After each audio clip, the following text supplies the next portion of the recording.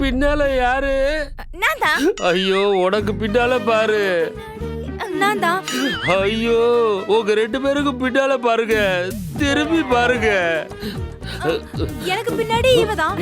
எனக்கு பின்னாடி நீங்க தான். ஐயோ, பின்னாடி யாரு? ஐயோ, உங்க 2 பேருக்கு முன்னாடி என்ன இருக்குன்னு பாருங்க. கதவு. கதவுக்கு முன்னாடி யார் இருக்கா? நான் தான். ஐயோ, முன்னாடி இருக்க கதவுக்கும் பின்னாடி இருக்க உனக்கும் நடுவுல என்ன இருக்குன்னு பாரு. ஓ, அததான் இவ்வளவு நேரமா கேட்டீங்களா? பாரு, படுத்துறியே. பக்கத்துல சேவரும் இருக்கு. போய் முட்டிக்கோ. நான் ஏன் முட்டிக்கணும்? நீங்க தான் முட்டிக்கணும்.